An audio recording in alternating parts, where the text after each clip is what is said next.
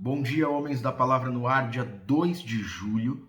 Eu estou com a minha Bíblia aberta aqui em Provérbios 2 e nós temos visto já no livro de Provérbios que todo livro de Provérbios é sobre sabedoria. E sabedoria significa temer a Deus, odiar o mal. Sabedoria significa amar a Deus. Para que nós possamos temer a Deus, para que nós possamos odiar ao mal, nós precisamos amar a Deus, desejar Deus, ter prazer em Deus. Então, Provérbios sempre vai nos mostrar sobre isso, sobre santidade. A sabedoria personificada na pessoa de Jesus, né? Jesus é a própria sabedoria, aquele homem perfeito que ama o Pai perfeitamente. Então, nós só queremos uma coisa ao meditarmos no livro de Provérbios e perseverarmos no livro de Provérbios, que nós nos tornemos homens semelhantes a Jesus, homens santos, homens que odeiam o mal, homens que temem a Deus, homens reverentes, homens piedosos, enfim, homens da palavra, que é o nome desse devocional.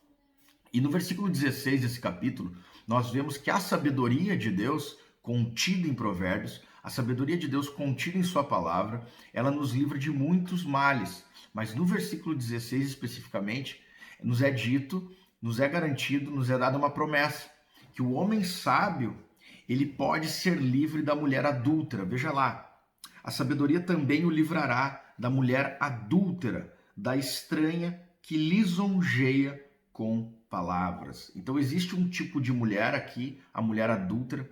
Essa mulher é uma personificação de uma vida licenciosa, de uma vida de luxúria. Tá? Você pode substituir aí o termo mulher adúltera por pornografia, fornicação, seja o que for, adultério, tudo que estiver relacionado à luxúria, ao pecado da carne. Esta mulher adúltera, ela sempre se apresenta com lisonjas, né? Ela se apresenta com lisonjas, diz ali, e com palavra, ou seja, isso significa que esta mulher, este tipo de pecado, esse tipo de tentação, ronda todos os homens e de forma sedutora, ela intenta e ela apresenta para todos nós que buscamos sermos homens de Deus, um tipo de prazer, um tipo de alegria, um tipo de experiência agradável. Então é sempre assim que a mulher adúltera se apresenta, com lisonjas, com sedução, tá?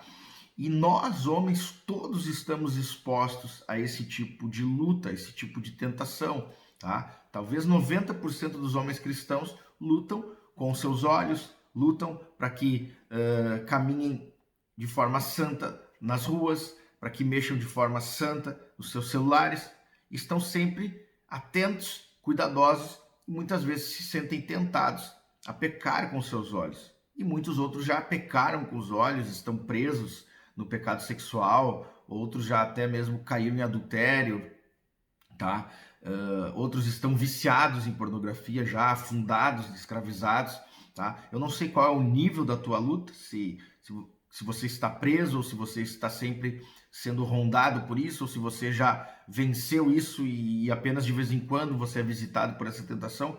Não importa, o que importa é que todo homem vai ser tentado nisso, porque nós temos um inimigo sagaz que vai saber colocar a oportunidade pecaminosa de uma forma aparentemente agradável, ou seja, essa mulher se apresenta de forma sedutora. Então a primeira coisa que nós aprendemos aqui é que nós devemos cuidar, que nós devemos prestar atenção nesse jogo de sedução, tá? E aqui significa fechar todas as portas possíveis para a entrada dessa tentação. Então, por exemplo, nós que temos o Instagram, nós homens, quando você vai na barra de pesquisa do seu Instagram, todos os homens têm ali algumas fotos de mulheres seminuas, tá? Por quê? Porque o Instagram, ele vê que você é um homem, tá? E geralmente homens gostam de mulheres, então naquela página ali de preferências de pesquisa sempre tem ali muitas fotos tentadoras, tá? No seu Facebook também, propagandas, no próprio Google, se você entrar no site, nos principais sites de rede social, sempre vai estar ali, tá? Se você sair na rua, você sabe que vai ter mulheres vestidas de uma maneira sedutora, tá? A forma que você conversa com mulheres, aonde você olha enquanto conversa com elas, se você olha para a boca, se você olha para baixo, ou se você fica olhando nos olhos, ou se você não fica olhando fixamente, tá? Então, momentos a sós com outras mulheres. Então, eu poderia aqui falar várias coisas, tá? Mas você está entendendo a pegada. Ou seja, todos nós temos como cortar a porta de entrada. É claro que nós não vamos viver em cima de uma montanha, é claro que não é assim que se vence o pecado, mas nós devemos ser prudentes, porque nós estamos aprendendo que esta mulher é sedutora, que esse tipo de tentação é sedutor, tá? A forma como o diabo apresenta esse tipo de pecado e de tentação. Ou seja, não é algo que nós conseguimos escapar facilmente, tá? É algo que nos prende, algo que nos atrai. Então, muito cuidado, em primeiro lugar, muito cuidado. Sempre que nós estivermos a sós, sempre que nós estivermos na rua, sempre que nós estivermos na internet, enfim, sempre atentos, ou com outra mulher presente, sempre atentos, porque em qualquer momento nós podemos ser surpreendidos. O próprio livro de Provérbios fala sobre não ficar olhando o vinho na taça enquanto a sua cor na taça enquanto ele balança, porque isso vai nos seduzir, isso vai nos encantar. Então, as mulheres têm um charme, tá? Nós somos atraídos a isso. E se nós ficarmos olhando muito, até mesmo por um cabelo de uma mulher, nós podemos ser seduzidos, até mesmo o cheiro de uma mulher, nós podemos ser seduzidos. Então, a primeira dica, o primeiro conselho que eu tenho para você é que você preste atenção e feche todas as portas, tá? Isso é o que significa cortar o olho fora, cortar a mão fora e lançar, tá? Significa não dar ocasião, ou seja, fechar todas as portas, tá? Então feche todas as portas e tenha sabedoria, tá? Tenha sabedoria. Essa sabedoria vai te livrar da mulher adulta. E qual é a sabedoria? A sabedoria é justamente você entender para onde leva essa experiência com o adultério, com a fornicação, com a luxúria. E para onde leva? Olha lá, verso 18. Porque a casa dela se inclina para a morte, e as suas veredas conduzem para o mundo dos mortos. Vou repetir. Porque a casa dela se inclina para a morte, e as suas veredas, ou seja, os seus caminhos, conduzem para o mundo dos mortos. Sabedoria é saber discernir, é ter discernimento entre o que é bom e o que é mal, o que é santo e o que é profano. E tudo que Deus diz que é bom, tudo o que é santo, é tudo o que faz bem, tá? Deus não nos pede nada que não seja um reflexo do seu caráter. Então, quando Deus nos pede castidade, fidelidade, lealdade às nossas esposas, castidade, tá?